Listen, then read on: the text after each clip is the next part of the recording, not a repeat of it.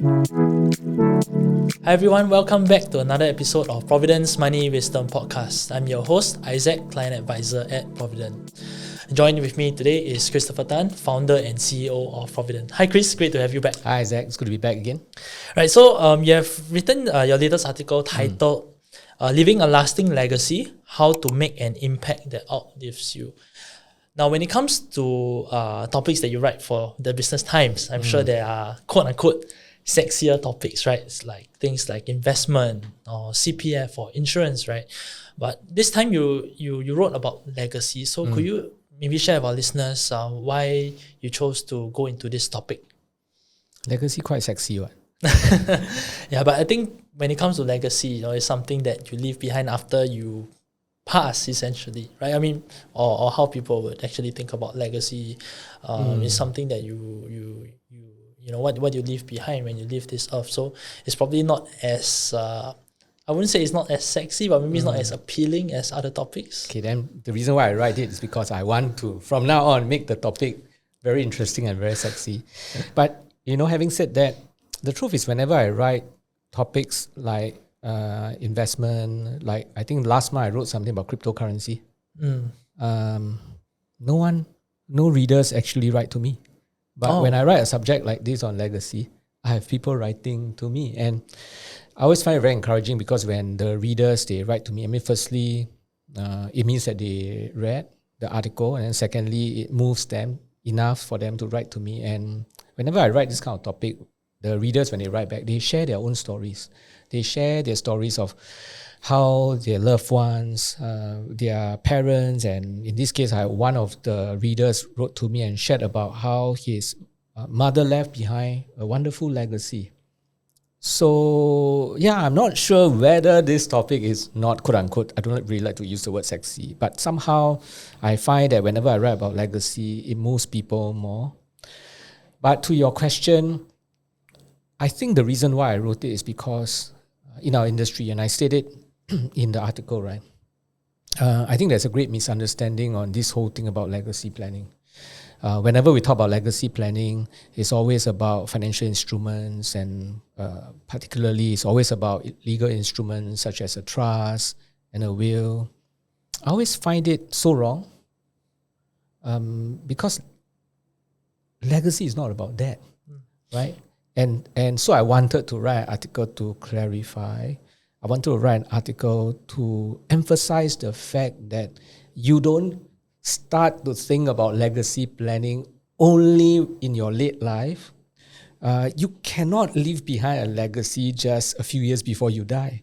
Right? Is that why you started the article right from the get-go? You didn't go into the topic, you straight away said that, okay, you might be expecting an article about wills, trust, universal life, and you straight away wanted to dispel this article. Yes, because it's a money column, right? And I mean the title of my column is Money Wisdom. And the minute I put the title legacy, I mean straight away people be thinking like, oh, okay, this is another one of those articles that's going to be about trust, about universal life, but it is really not. And honestly, I'm not sure whether I've done justice to this topic because the weekend when I wrote it, right, the truth is that I was actually very unwell. And I was struggling, I was trying to really bring the point across, and I'm not sure whether I've done a good job, but I really wanted to emphasize, like I said, that you cannot plan your legacy a few years before you go because it takes a long time to leave behind a legacy. And I wanted to emphasize that just because there is an estate plan that leaves behind a lot of money, and then, in your estate plan or in your trust, you say that, okay, I wish that this money I leave behind, these are the things that I want people to remember me for. But if we spend a large part of our lives, decades, leaving behind a very bad legacy, doing all the wrong things, and not spending time with our family, then in the last phase of our life, just because we leave behind a huge sum of money and then we say that's going to be our legacy, it doesn't gel with me. So I was trying to use the article to explain that, hey, you need time to leave behind a positive legacy. And I also wanted to give specific ideas instead of just being fluffy. I I wanted to give some ideas on, for example, how do you leave behind a legacy based on your values? How do you leave behind a relationship-driven legacy? So I wanted to give some specific examples so that people can take away and have some handle. So that's really why I wrote it.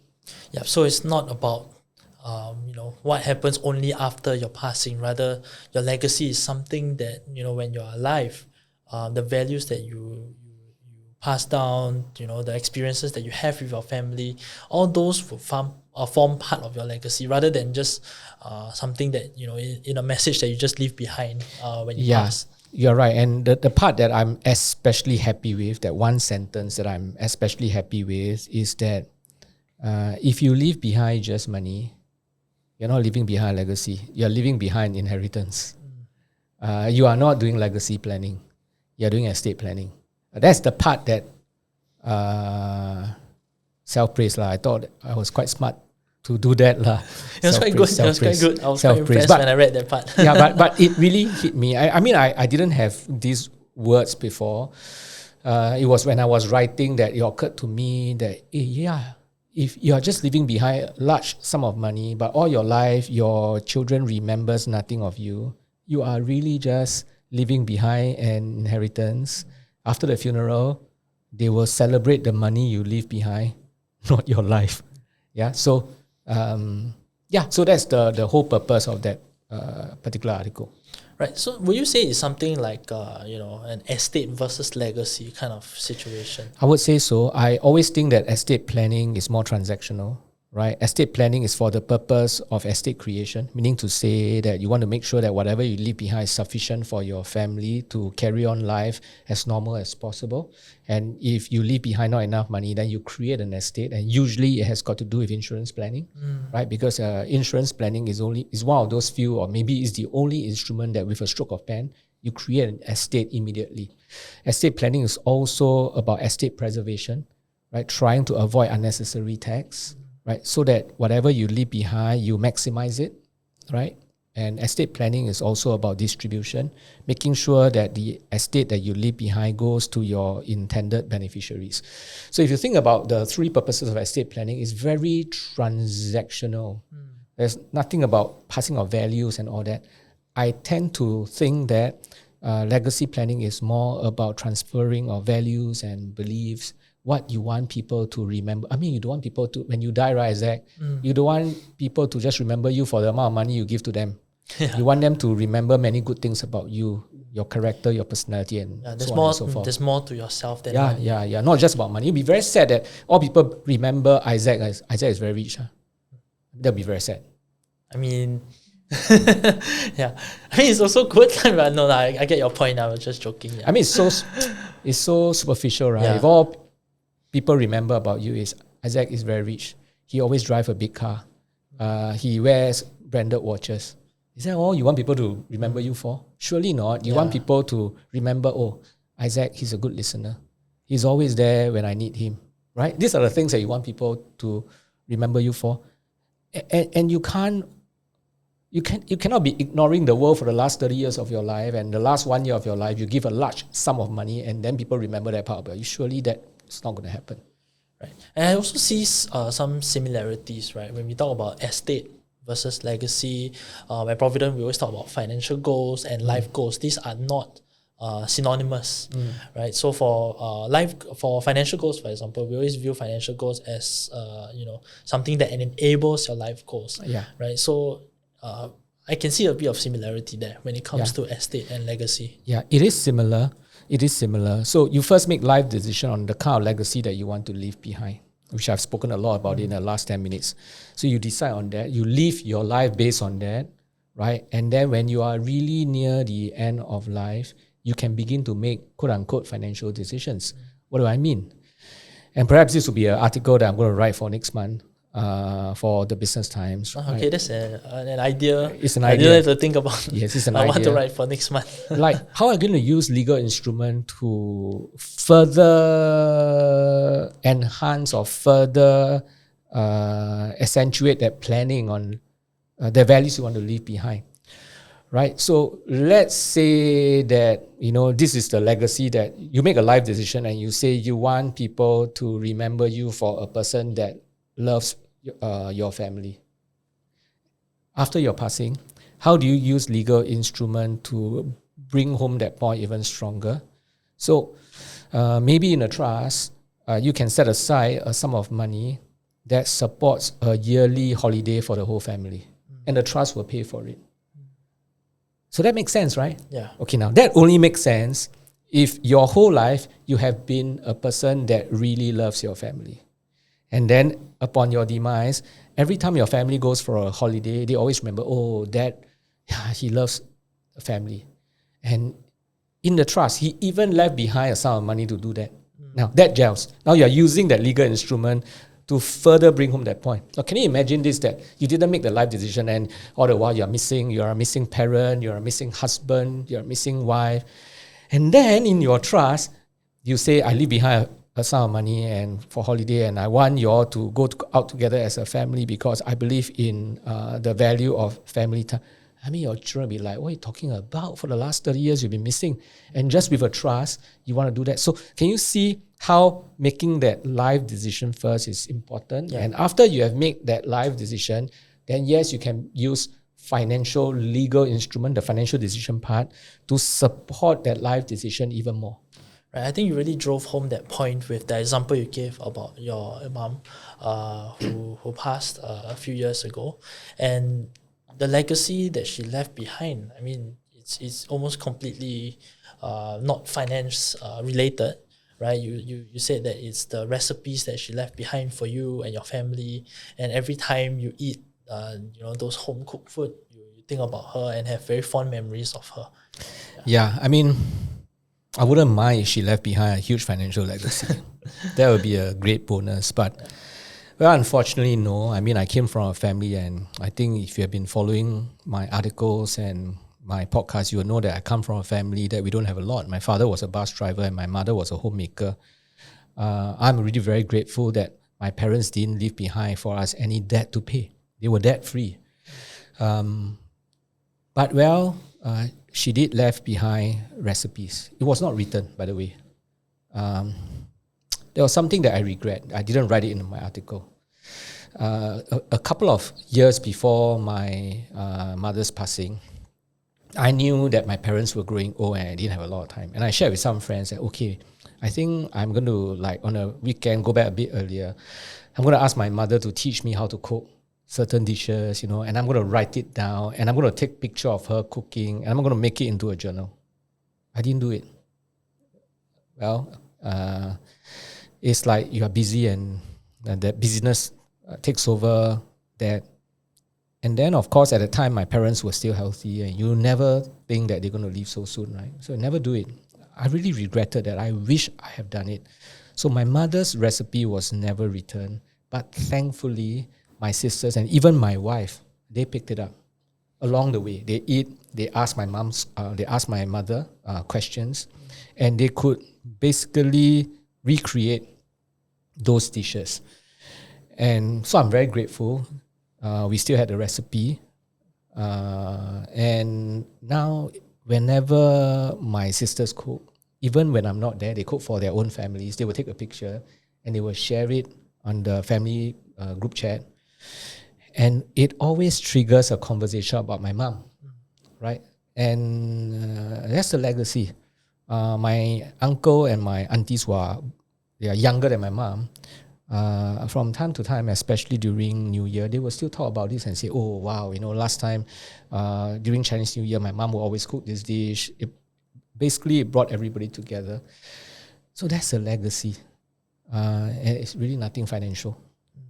Right, I think whether they successfully replicate the dish or not, I think as long as you all remember her when you're eating. I think it's the same for my grandma. She always make duck wings for my family, and now that she's gone, every time my mom or her sister would try to replicate that, and it will always not be as nice, but it still brings up the conversation, good memories, and say, actually, after so many years, we still cannot replicate the taste that my grandma could make. And since you're on this point, right, if that's let's say, I mean, if that is a legacy that you want to leave behind, and you're wealthy enough. You're not like my family.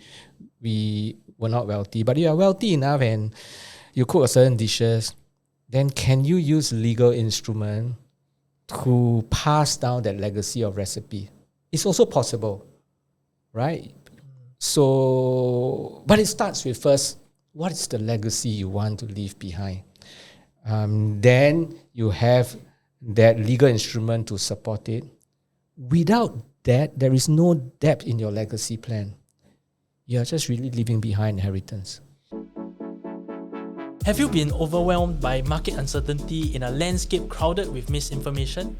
Our new ebook, A More Reliable Way to Get Enough Investment Returns, is here to help. Each chapter is carefully curated to help you overcome confusion and empower you with knowledge that prioritizes reliable returns, guiding you towards a fulfilling investment experience. Check out the link in the show notes to download a complimentary copy of the full ebook today. Thank you, and let's get back to the episode. Okay, Chris, so let's say I'm someone who spent my whole life accumulating wealth, focusing on advancing my career. But unfortunately, I maybe neglected the people around me, the people that my family, my friends, etc. So, and I get diagnosed with a terminal illness, right? Is it too late for me to create a legacy beyond just distribution of my assets? Yeah. Well, I said you asked a good question because actually I wanted to put it down in that article, but I just didn't have space to do it. Is it too late? I always like to say that it's never too late for anything as long as you're breathing. But objectively, yes, of course, it's a bit late if you want to recreate the legacy that you have in mind. I mean, you can't short circuit stuff, such stuff, right? Certain things that take 30 years to build, it's very difficult to recreate it in 3 months, in 6 months, in 1 year. And I don't want to bluff anyone by saying, no, it's never too late. The truth is that, yes, it's a bit late. But does it mean that you don't do anything, right? I think as long as you are breathing, you can still do something. For example, and I'm just using an example, maybe it's good time to catch up with the people whom you think that you owe apology to, and you have a closure. If you have never said I love you to your people that you love, and you feel that before you go, this is a good time to do it, then do it. Other ways to do it would be write a love letter, and I think I talked about that in previous episode. Instead of just leaving a will or a trust and it's all just very transactional, write a love letter. Instead of just putting it down as a letter of wishes, write a love letter. Talk a little bit about how you feel, amid the fact that maybe you spend too much time, using your example, in business and you never had time to build relationship. Apologize for it, right? And then talk a little bit about these assets that you leave behind. It's not a replacement, and it's not to sort of like seek forgiveness for the or time to make not up spent. for the past. It's not that. Yeah, but it said that this is what I worked very hard for, and I want to leave behind for you guys. And the reason why I want to leave behind. So explain your heart, right? So you cannot recreate, but you can do something before time is up. For those of us who are listening to this and you have time, even if you are 50, you have time. Even if you have 60, you have time because you don't know when you're going to be gone. And if I use average life expectancy of 85, you got a good 20 years, right? To make up for lost time, you have time. So this is, if you're listening to this, then do something about building a legacy before executing it via instruments. Right. Okay, thanks, Chris. And lastly, you mentioned in your article, right, about your legacy. When you're gone, you said that your legacy would be provident, being the light of the financial world, your contributions to the CPF panel, right? On the CPF panel, your contributions to the Securities Investors Association of Singapore. But maybe you can share with our listeners, right? Beyond all these, right? What's the legacy that you wish to leave for your family? Yeah, I think those examples that I gave just some of the legacies that I wish that I will leave behind, and I wish my friends, my family will remember me for. But specifically to your question, like family, I mean, when I started Provident 24 years ago, I think I spent a good maybe 20 years of that 24 years working very hard. I'm not a recovering workaholic, and my wife knows, right? And this year I celebrated my wife and my 30th wedding anniversary. I threw a dinner, a surprise dinner for her, and I gave a speech, and I said that my wife is a wedding wife. I said, what's like being a wife of Christopher Tan? And I said she's a wedding wife. A wedding wife because she's always at home waiting for me to go back home early. She's always waiting for me to go shopping with her because I almost never go shopping with her. She goes shopping during the weekday to buy her stuff because she knows I don't enjoy it. I don't spend enough time. She's always waiting for me to retire so that I can spend more time. So I spent a good 20 years out of 24 years being a workaholic and spending most time at work. But having said that, thankfully, because of my wife, I've always been present for my children, important events of their life. And both my kids, they were sportsmen when they were young. My son is still a national sportsman. And my wife made sure that I'm always present for all the important games, for all the important events. So we still have a relationship. Over the last 4 years, I think I spend more time with my wife. We go for more holidays. So if I were to die today, I wish that the legacy I leave behind, yes, is somebody that works really hard for the family. I hope that over the last few years, because I've been spending more time, they will remember me as a father and a husband that really loves them. My wife also recently said something to my son, and she said,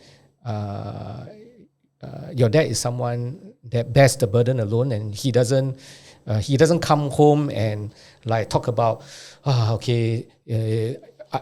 not a person who gripe, and I don't like to gripe, so I bear a lot of burden on my own. I take stress quite well, and my wife was sharing that with my son, more as a compliment and not as a complaint, right? Is to encourage my son as he grew up to become a man on his own, to be like that, and not just gripe. Not that my son gripes a lot. It's just that my wife. So I hope that's the legacy, that my family, my children remember me as someone that is strong, that takes on burden on his own, don't complain, works very hard, very purpose driven. Yeah, these are some of the things that I wish I can leave behind for the family. And of course, I wish that I will also leave behind some financial legacy.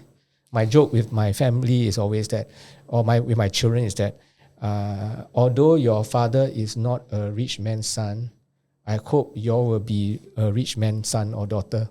So it's a joke, but I hope that I will be able to leave some financial legacy for them to help them with life.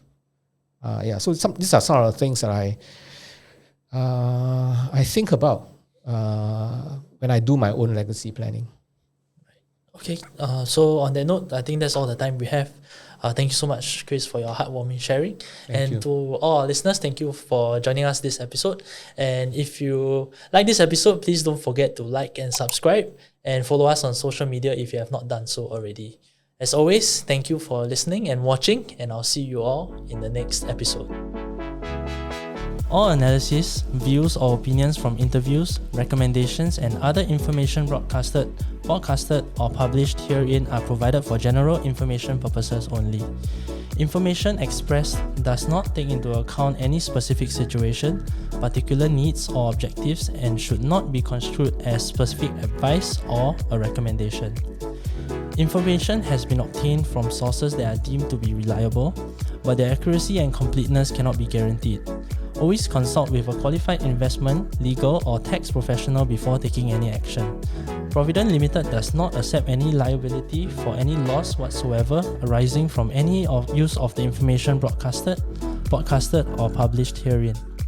All contents and information contained herein may not be copied or reproduced in whole or in part by any means without prior written consent of Provident Limited.